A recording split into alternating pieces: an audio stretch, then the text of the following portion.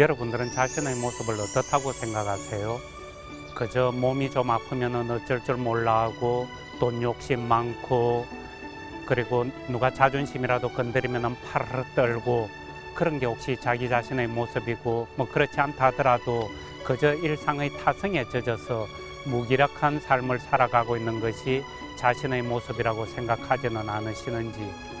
근데 그게 과연 우리 자신의 본래의 모습이겠습니까? 이 점에 대해서 우리 한번 깊게 짚어봤으면 합니다.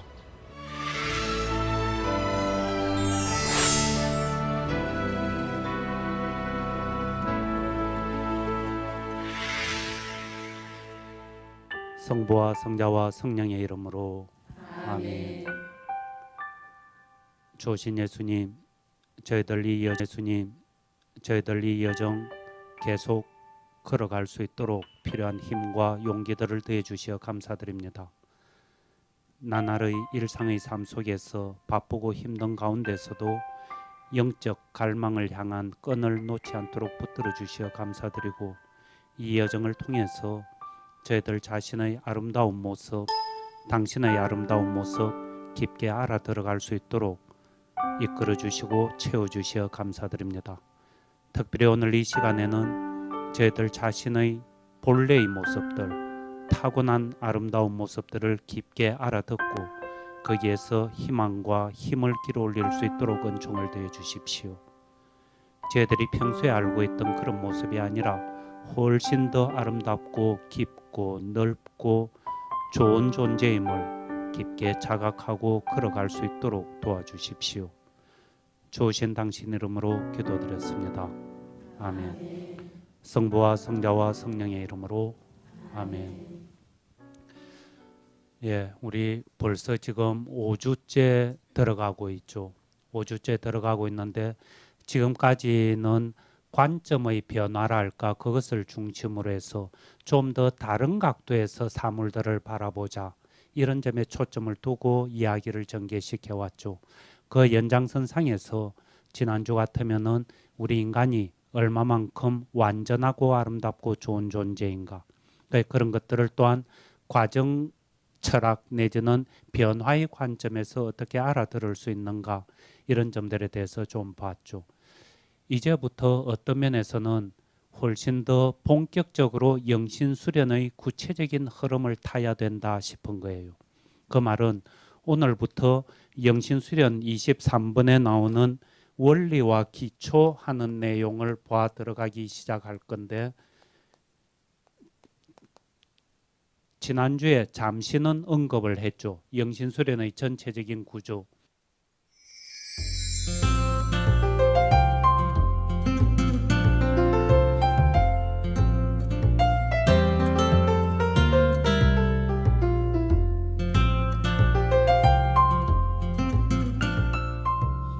영신수련의 전체적인 구조 하는 것은 어떤 영신수련 피정의 구조라고 이야기할 수도 있고, 영적 여정의 구조라고도 할 수 있고, 또 깊게 본래적인 의미를 살려서 이야기를 한다면은 우리 인생 전체의 삶의 여정이다, 이렇게 말을 해도 과언이 아니다 싶은 거예요.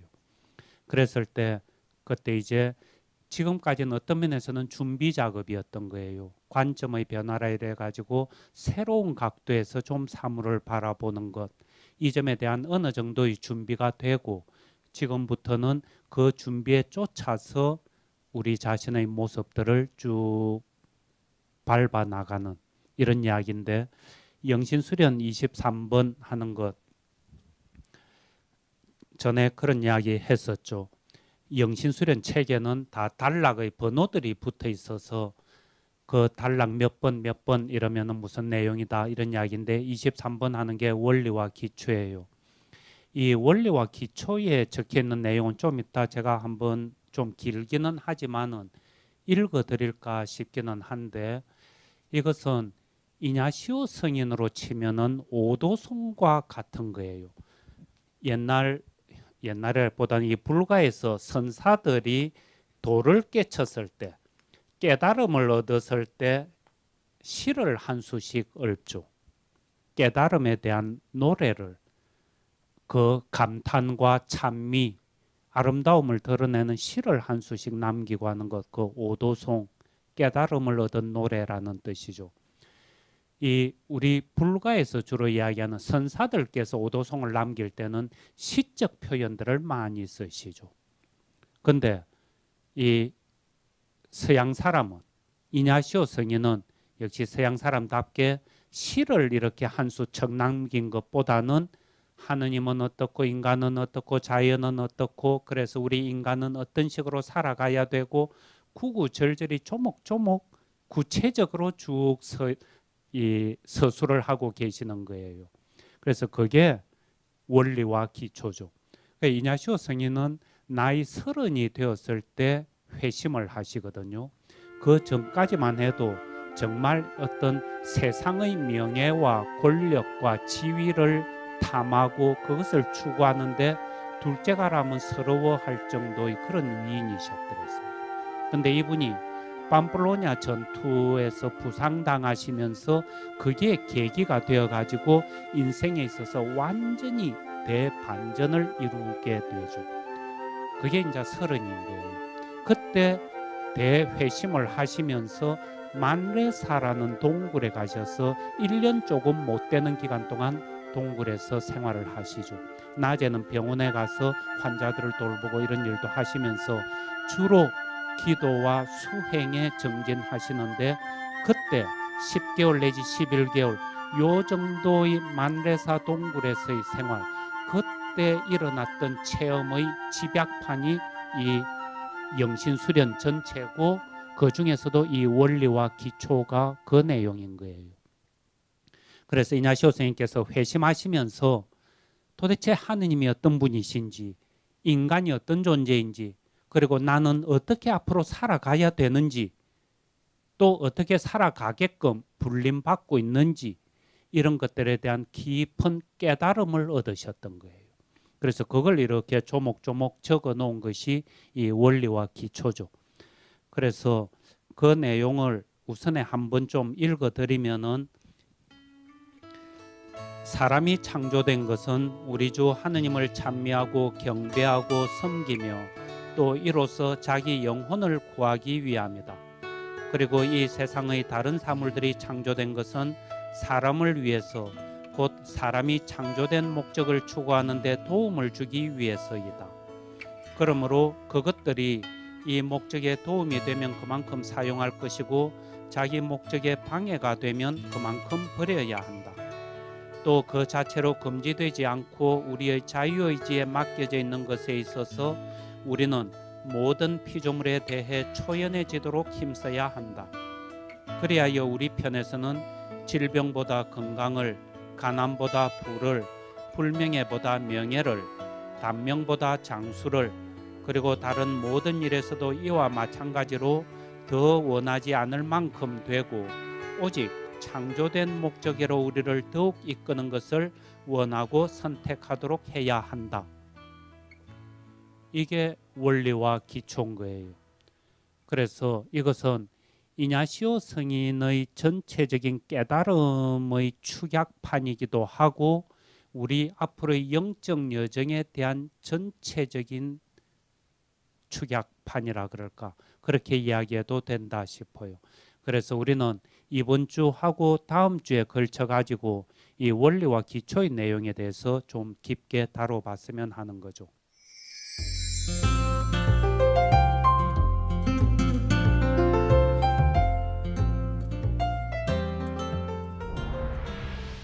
이 영신수련 피정을 하면서 원리와 기초하는 이것을 비교적 피정의 덜머리에, 지금 우리 흐름에서도 그렇지만은 피정의 덜머리에 이것을 기도 자료로 턱 내주면은 사람들이 좀 어려워하는 것 같은 거예요. 말마디가 그렇게 쉬운 것이 아니다, 이래 이야기를 하는데, 그러면서 기도에 어려움을 느끼고 이래 가지고 제가 이 내용을 좀 풀어서 써봤어요. 근데 유감스럽게도 풀어 써주는 걸 보니까 더 헷갈리는데요. 그러기도 하는 사람도 있는데 어쨌거나 혹시 도움이 될까 싶어서 나름대로, 그러니까 현대판이랄까 우리 감각에 맞게끔 풀어서 쓴 것이 이 제가 쓴 한영신수련하는 이 책에 실어놨어요.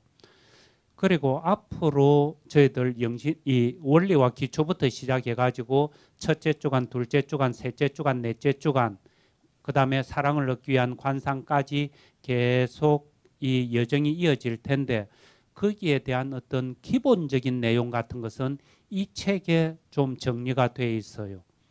그래서 여러분들이 강의를 들어가면서 혹시 도움이 되면은 이 책을 참고하면서 보면은 이해하기는 조금 더 수월할지 모르겠어요. 그래서 어떤 면에서는 이 자리에서는 굳이 뭐 열심히 적으려고 하시는 것보다 목도 아프고 팔도 아픈데 그냥 이렇게 듣고 있으면서 가슴판에 새기는 것이 더 나은 것 아닌가 그런 생각도 듭니다. 어쨌거나 이 원리와 기초 내용을 현대판으로 좀 풀어서 보면은 이런 내용인 거예요. 어떤 식으로 느낌이 여러분들한테 전달될지 모르겠는데 원본보다도 또 좀 더 길죠.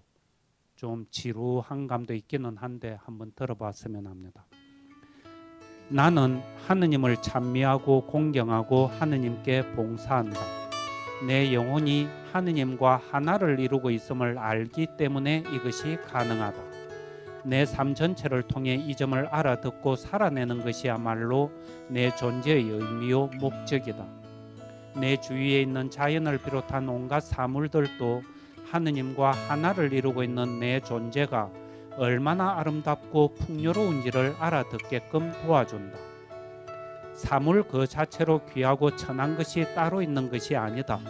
다만 내가 나를 알고 하느님을 알아가는 데 도움이 되는 것이 있는가 하면 그렇지 않은 것도 있을 따름이다. 따라서 나를 알아가는 여정에 도움이 되는 것이면 얼마든지 이용할 것이고 그렇지 않으면 손도 대지 않을 것이다. 그렇기 때문에 그저 단순히 아픈 것보다 건강이 좋다든지 가난한 것보다 부자가 낫다든지 천한 취급을 받아서는 안 되고 명예를 찾고 누려야 한다든지 오래 사는 것이 좋다고 이야기하지 않는다.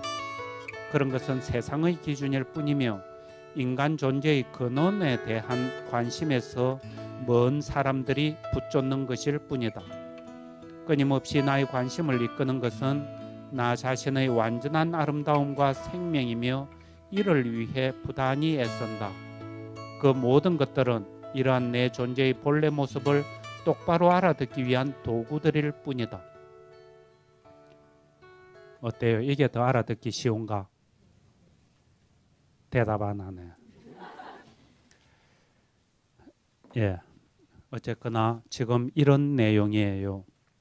근데 이 원리와 기초를 알아듣기 위해서 우리 좀 더 구체적으로 따져서 들어가 보긴 하겠지만은 이 부분을 예컨대 좀 전에 봤던 부분 그런 거 있죠.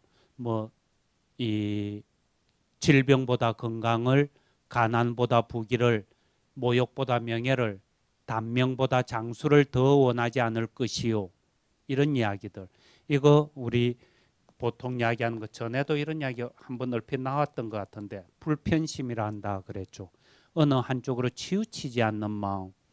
근데 벌써 이 부분만 이렇게 딱 보더라도 우리가 보통 이 세상을 살아가면서 움직이는 생각이나 태도하고는 사뭇 다르죠. 이런 것들이 그저 말로 액자에 떡 적어가지고 벽에다가 장식용으로 걸어 놓을 것이 아니고 내 삶 안에 들어와서 살아 움직이기 위해서는 이 논리 구조를 받아들이기 위해서는 좀 다른 관점에서 봐야 되고 그런 점에서 관점의 변화라는 것이 필요하다. 이런 이야기들을 많이 했었죠. 그래서 그런 관점의 변화에서 절실하게 요청되는 것은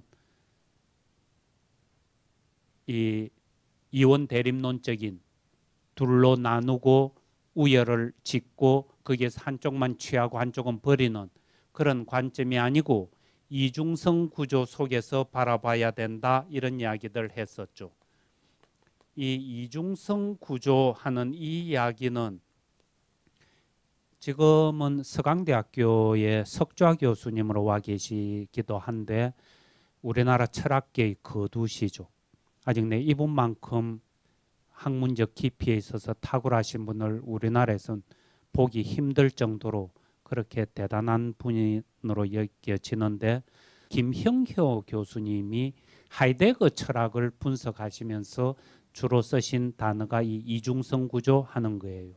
그래서 서로 따로따로 독립해서 떨어져 있는 그런 존재로 알아듣는 것이 아니고 마치 음양을 이루는 태극처럼 음 안에 양을 품고 있고 양 안에 음을 품고 있고 그러면서 함께 하나가 되어서 어우러져 걸어가는 그런 관점. 그래서 이 관점의 변화를 우리는 좀 더 생각을 하면서 떠올려야 되죠. 이런 이야기들이 화엄학에서 이야기하는 불일리 불이하는 관점하고도 내나 마찬가지죠. 불일, 하나가 아니다 하는 거예요. 하나가 아니면서 불이, 둘도 아니다. 이것을 우리식으로 이야기를 한다면은 이론론적인 관점을 취하자 하는 것도 아닌 거예요. 이원 대립론적인 관점을 취한다 이래가지고 그것이 바람직하지 않다 이래가지고 이론론적인 관점을 취하자는 것도 아니다는 것. 이론론적으로 마치 하나로 통합된 듯한 이런 관점인 것처럼 들릴지 모르지만은 이론론으로 묶어내려고 하는 여기에는 역시 이원 대립론적인 둘로 쪼개고 나누는 그 관점이 배경에 깔려 있는 것 아닌가. 그래서 그런 이론론도 아니고 불이원론도 아니고 불일 하나가 아니다 해서 그러면 둘인가 하고 들여다보니까 불이 둘도 아닌 거예요. 둘이 아닌가? 그럼 둘인가 해서 보니까 아니 하나다. 그냥 상징적인 개념으로 그대로 이 음양의 원리 이런 모습인 거죠. 이게 불일리 불이의 관점인 것 아닌가. 원효 스님께서 즐겨 쓰신 표현 그 개념으로 하면은 융이 불일하는 관점인 거예요. 융이 이 불일, 융이 둘을 섞는다 이 말이죠. 둘을 융합한다 하는 거예요. 둘을 융합한다 해가지고 불일 하나가 되는 것이 아니다 하는 거예요. 하나가 아닌 거예요. 둘을 섞어서 이것도 아니고 저것도 아닌 하나를 딱 만들어내는 것이 아니다. 지난주 같으면은 부부 개념을 들었던 것 딱 그런 모습인 거예요. 부부라는 그 존재 안에 부부 하나만 딱 있는가 해서 보니까 엄연히 다른 남편과 아내가 있는 것. 그래서 남편과 아내라는 완전히 쪼갤 수 있는 둘인가. 그러면서 딱 보니까 아니 남편은 아내 속에 들어가 있고 아내는 남편 속에 들어가 있는 하나를 이루고 있는 이런 관점 속에서 이해하지 않으면은 원리와 기초를 제대로 알아듣기가 힘들다 하는 거예요. 그래서 이런 좀 다른 관점, 크게 말해서 서양의 관점과는 다른 동양의 관점 속에서 좀 바라보는 것. 서양의 관점하는 것은 일직선적인 선형적인 그런 관점이죠. 직선을 향해서 곧장 나아가는. 근데 동양의 관점은 물고 도는 원형적인 관점. 이게 동양적인 관점이죠. 아주 상징적으로 멋있게 드러나는 모습이 가위바위보 하는 놀이. 가위바위보. 가위에 바위가 이기죠. 바위가 이기는데 이 바위를 또 보가 이겨버리죠. 근데 이 보는 또 가위가 이겨버리죠. 물고 내가 이 사람한테 이겼는데 오히려 이 사람을 통해 가지고 내가 도로 져버리는 이게 그대로 돌면서 엮어지고 있는 그 논리 체계. 승자는 승자대로 패자는 패자대로 딱 구분 지어져 있는 그래서 다른 존재가 아닌 거예요. 승자와 패자가 하나가 되어서 움직여지고 놀고 있는 하나의 놀이가 있는 이런 모습들. 이게 우리가 존재들을 이해하는 사고방식이라는 것. 이 관점에서 원리와 기초를 보는 거예요. 근데 이 원리와 기초를 이렇게 보면은 지난번에 그런 이야기를 했는지 모르겠는데 23번 원리와 기초부터 해가지고 우리 앞으로 여정이 그런 거예요. 첫째 주간, 둘째 주간, 셋째 주간, 넷째 주간, 그 다음에 사랑을 얻기 위한 관상. 제가 알아듣기로는 우리는 이 영적 여정의 전체는 사랑이라는 큰 두 축을 중심으로 해서 사랑의 긴 터널을 통과해서 나오는, 그래서 우리는 각 단계별로 이런저런 생각들을 하고 기도들을 하고 더듬어 보기는 하겠지만은 하나의 화두는 사랑인 거예요. 사랑이 뭔지 제대로 알아들으면은 그 모든 것이 풀려버린다. 이 사랑이 뭔지를 알기 위해서 여기서도 찔러보고 저기서도 찔러보고 계속 더듬는 거예요. 온갖 기도 자료들을, 내 모습들을, 사람과 사회의 모습들을 가지고 와서 이리 굴리고 저리 굴리고 품기도 하고 뱉어보기도 하고 만지기도 하고 계속 하겠지만은 알아듣는 것은 사랑이라는 이 화두 하나다. 그러면은 맨 끝에 나오는 여기는 사랑을 얻기 위한 관상, 이러니까 사랑 유감 없이 탁 들어오죠. 근데 좀 전에 제가 읽어드렸지만은 여기에 보면은 원리와 기초에는 사랑이라는 단어 단 한마디도 없죠. 그럼에도 불구하고 이 원리와 기초를 관통하는 원리는 가장 핵심적인 것은 사랑이다 하는 거예요. 그러니까 여기에는 사랑이라는 말을 전혀 드러내지 않고 있기는 하지만은 사랑이 원리가 되어서 하느님과 인간과 자연이 어떤 관계에 놓여지는지, 그리고 그렇게 사랑을 아는 사람이라면은 어떤 식으로 행동을 취하면서 걸어가는지, 이런 것들을 조목조목 적어 놓은 거예요. 그래서 이걸 우리 처음에 보면 그렇죠. 인간은 하느님을 공경하고 찬미하고 봉사함으로써 자기 영혼을 구원하기 위해서 조성된 존재다. 이런 이야기들을 쭉 하면은 어릴 때 교리문답 서적 같은 거 보면은 교리문답 책 맨 앞에 나옴직한 이런 내용들이죠. 그런 것을 이래서 떠올리면서 마치 원리와 기초라는 것이 이 가톨릭의 교리적인 지식이나 나열해 놓은 것이냐, 하느님은 어떻고 인간은 어떻고 그래서 인간은 어떻게 착하고 바르게 살아야 되는지 그런 행동 준칙을 정해놓고 이쯤으로 이렇게 알아들으면은 완전히 핵심에서 빗나갔다고 보이는 거예요. 그런 신학적이고 교리적인 지식 늘어놓자는 이야기가 아닌 거예요. 이냐시오 스님께서 머리의 차원을 넘어서 훨씬 깊은 데 들어가서 깨달음의 차원에서 모든 존재를 관통하는, 하느님과 인간과 자연을 관통해버리는 이 원리와 기초를 알아들으시고 그걸 한마디씩 한마디씩 뱉어 놓으신 것. 그래서 그 핵심 속에 사랑이 있으면서 창조주이신 하느님과 피조물인 인간, 나아가서 자연, 이 상호 관계가 어떻는지, 그 사랑 속에서 특히 사람은 어떤 식으로 사물을 바라보고 어떻게 살아내야 하는지, 어떻게 움직일 것인지, 이런 것들을 쭉 이야기를 해놓은 것이죠. 이런 점에서 역시 원리와 기초도 철저하게 사랑이 중심이다. 그리고 이 사랑을 알아듣는 데야말로 이중성의 구조가 철저하게 녹아 들어가 있는 것 아닌가 하는 거예요. 사랑이라는 것은 혼자서 뭘 사랑하는 것, 짝사랑이라 해가지고 단어는 만들어 놨지만 짝사랑은 본래 사랑 아니죠. 사랑은 반드시 사랑하는 사람과 사랑받는 사람 두 존재를 상정하기 마련이죠.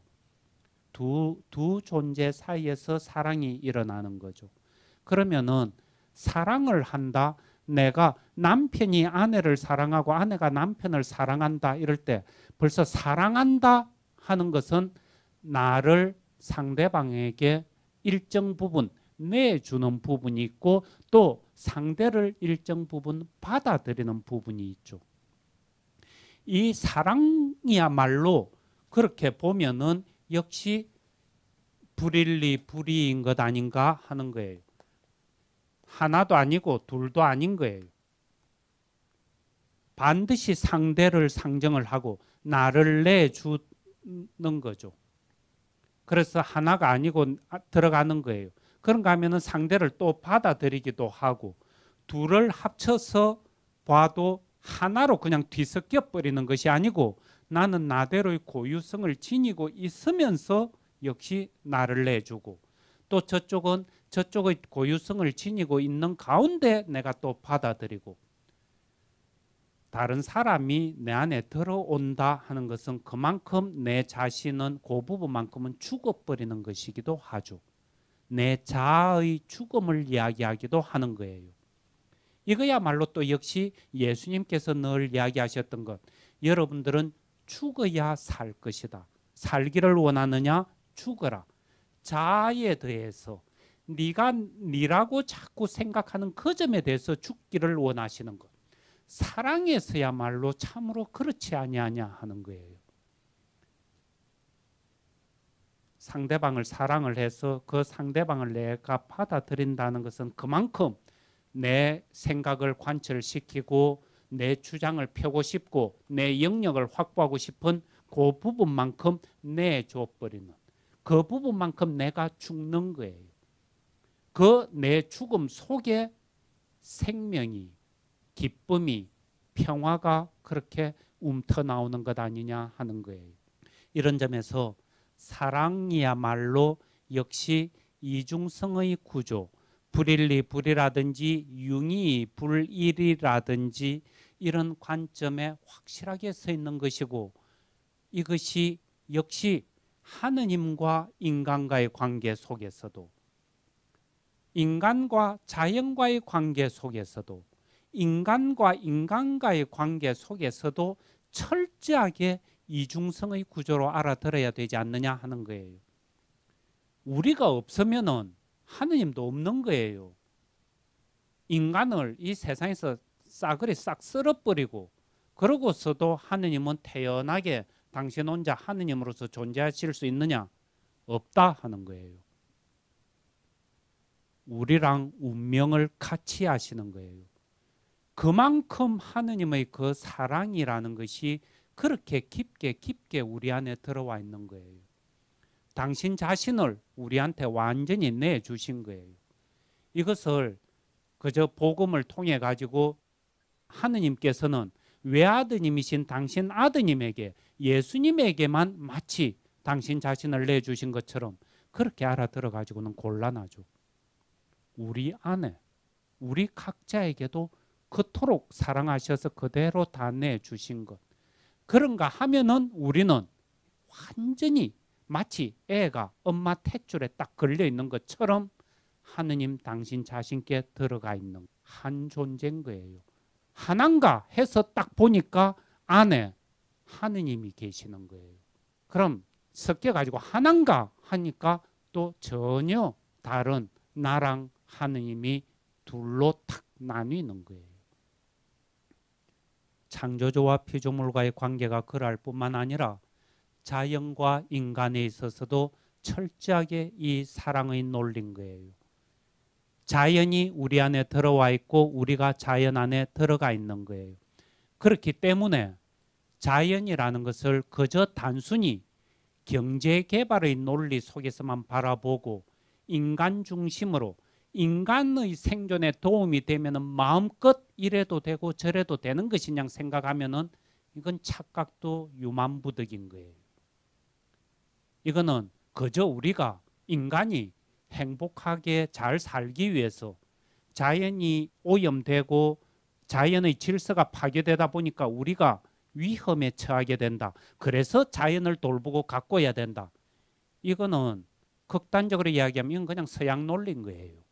자연과 인간을 구분해 놓고 인간이 살아가는데 만약에 인간이 마음대로 자연을 막 사용을 하고 멋대로 다뤘음에도 불구하고 자연이 꼬박꼬박 질서를 지키고 먹을 것 계속 공급해주고 이랬다면은 아무 생각 없이 계속 자연에 대해서 분탕질을 해댔을 거예요.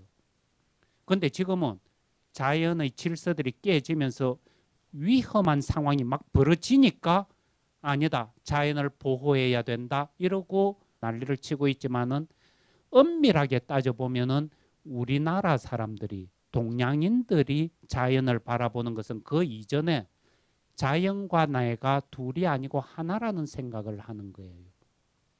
운명을 같이 할 수밖에 없는, 우리 인간이 자연 속에 충분히 들어가 있고 자연이 우리 인간 속에 들어와 있다고 그렇게 알아듣고 움직이는 거예요.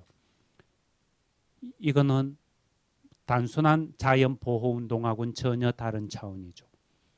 어쨌거나 이런 식으로 인간과 자연이 그렇고 인간들 상호 간에, 아버지와 어머니 사이에, 부모와 자식 사이에, 나와 이웃 사이에, 스승과 제자 사이에 전부 그런 식으로 한쪽이 들어가고 한쪽이 나오고 그렇게 어우러지는 가운데 하나를 이루고 있는, 그러면서 안에는 각각 고유한 둘로 다시 또 나뉘어져 있는 이 원리를 명확하게 알아듣는 것.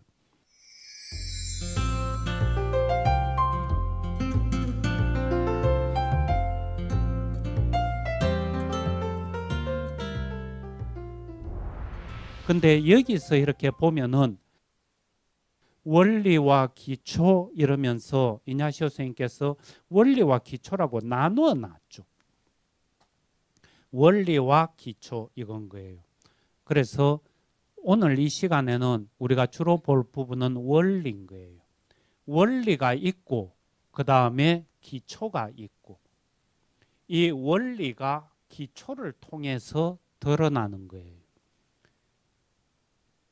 원리는 자기 원리가 드러날 수 있는 살을 취하지 않으면은 원리는 공허해져 버리는 거예요. 그런가 하면은 기초는 또 원리가 없이는 자기 자신이 존재할 수 있는 존립 기반을 잃어버리게 되는 거예요. 그러니까 여기서 기초라는 것은 현실 세계 이야기하는 거예요. 현실 세계의 구체적인 예로서 우리 아까 건강이었더니 몸이라든지 뭐 재산, 가난과 부귀라든지, 그 다음에 정신적인 면, 모욕이니 명예니, 그 다음에 급기야 삶과 죽음, 생명에 대한 것, 단명과 장수, 이런 이야기들을 쭉 하면서 이런 현실 세계 속에서 어떻게 이 기초가 움직일 건가, 어떻게 이 살을 취할 것인가, 이런 이야기들을 하는 거죠. 이 원리 하는 것은, 이 원리에 대해서는 좀 이따 더 자세히 보겠지만은 하느님에 대한 관, 하느님이 어떤 분이신가, 그 다음에 인간에 대한 관, 인간관, 그 다음에 자연에 대한 관, 자연관, 이런 이야기들인 거예요. 이게 하느님과 인간과 자연이 존재하고 있는 그 존재의 원리, 그 원리가 현실 세계 속에서 구체적으로 어떻게 드러날 것인가, 이런 것들을 보는 거죠. 그리고 이 원리와 기초 사이에 사람이 탁 존재하는 거예요. 이 말은 이 사람은 원리를 그대로 받아들여서 기초 속에, 현실 세계 속에 살아내게 되는, 원리가 사람을 통해서 현실화되고 이 현실 세계가 사람을 통해서 작동하면서 움직이는, 이런 면에서 이 사람 속에 모든 것이 통합되어 있는, 이런 차원에서 영신수련, 우리가 앞으로 걸어가는 이 모든 영적 여정은 철저하게 사람 중심인 거예요. 사람 중심 내지는 예수 그리스도 중심. 근데 이럴 때 사람 중심 하는 것은 그저 단순히 인본주의적인, 인간이 최고야, 인간이 만물의 영장이야, 뭐 이 정도의 개념하고는 차원을 달리하는 거예요. 그것보다도 훨씬 더 깊은 차원에서 인간이 뭔지, 다른 존재자들이 어떻게 인간이라는 이 상징성 안에 전부 통합될 수 있겠는지, 그 관점에서 바라보고 있는 인간인 거예요.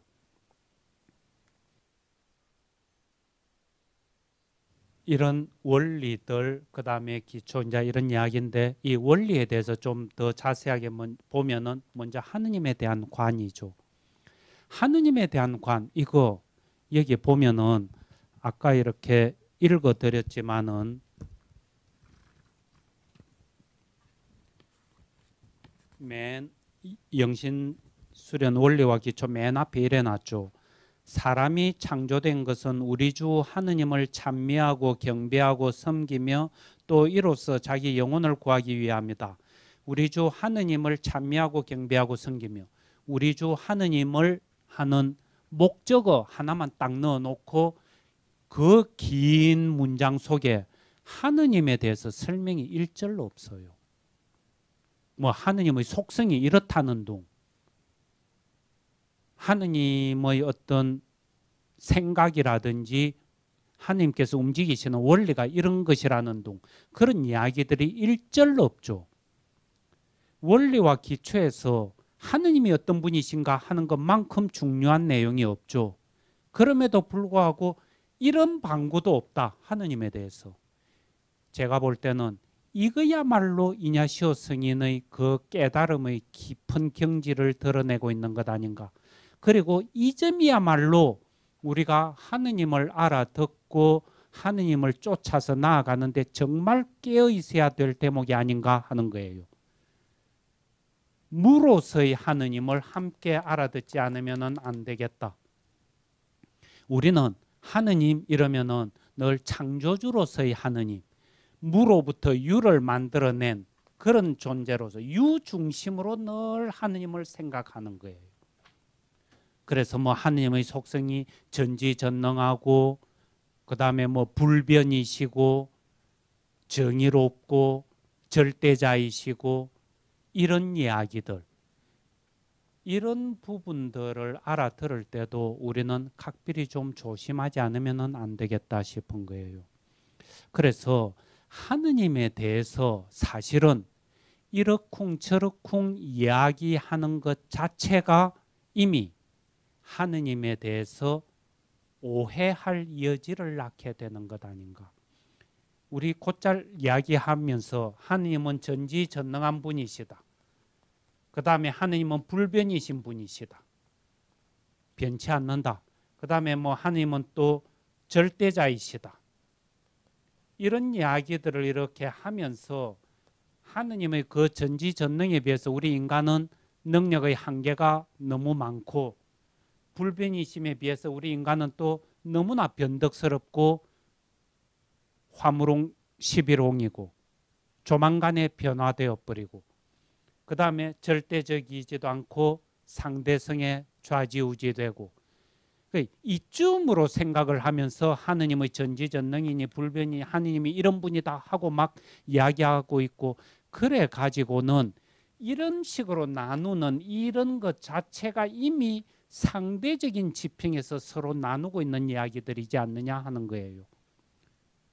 음과 양을 또 나누어 놓고는 그 중에 한쪽, 이것을 하느님이라고 그렇게 이야기하고 있는 꼴밖에 안 되지 않겠느냐 하는 거예요. 이런 식으로 이야기를 하면은 하느님에 대해서 우리가 좀 엉뚱한 곳으로 떨어질 것이다. 그래서 마치 달을 가리키면서 저게 달이야 이러면은 달을 보고 아 저게 달이구나 이래야 되는데, 손끝을 보면서 저게 달이야 이러니까 손끝을 보고 앉았는 것, 이거는 이중적으로 오류에 떨어져 버리죠. 달을 못 볼 뿐만 아니라 손끝을 달이라고 알아들어 버리는 것. 하느님이 전지전능이라는 둥, 불변이라는 둥, 뭐 절대자라는 둥, 이런 식으로 이렇게 알아듣고 있다 보니까, 그리고 뭐 하느님은 사랑이라는 둥, 하느님은 공의로운 분이라는 둥, 이런 식으로 이 말들이 틀렸다기보다는 어느 차원에서 이 이야기들을 알아듣고 있느냐 하는 거예요. 그 반대되는 상대적인 것을 둘로 나누어 놓은 가운데 그 반쪽만을 가지고 하느님은 이런 분이야 하다 보니까, 우리가 살아가면서 집안에 우환이 생기면은, 남편이 덜렁 중병에 걸려서 누워버리면은, 부모님이 갑자기 교통사고라도 떡 당하시면은 사랑이신 하느님이, 공의로운 분이, 전지전능하다는 분이 어떻게 이럴 수가 있는가 하고 난리를 치는 것. 이런 점에서 하이데거가 이야기하다시피 존재자와 존재를 엄격하게 구분할 필요가 있는 것. 존재자로서의 하느님이 아니고 존재로서의 하느님. 모든 존재자들을 있게 만드는 그 근원, 그 근원으로서의 그 하느님을 생각하다 보면은 하느님의 속성이라든지 무슨 하느님의 본성이라든지 이런 데 대해서 함부로 이렇게 저렇게 이야기하기가 곤란하다. 오히려 이야기를 해버리면은 그 언어적인 표현에 사로잡혀 가지고 하느님의 참다움을 알아듣는데 어긋나 버린다. 그래서 오히려 하느님에 대해서 침묵하는 것이야말로 하느님에 대해서 훨씬 많은 것을 웅변적으로 이야기하고 있는 것 아닌가. 그런데 그 하느님만을 알아들으라고 촉구하면은 너무 어려움들이 많으니까 하나님께서 예수라는 사람을 통해서, 예수님을 통해서 당신의 모습을 어림잡아서 추량해낼 수 있도록, 더듬어서 알아낼 수 있도록 구체적으로 보여주고 계시는 것 아닌가, 이런 이야기죠. 근데 알아듣는데 지장 없어요?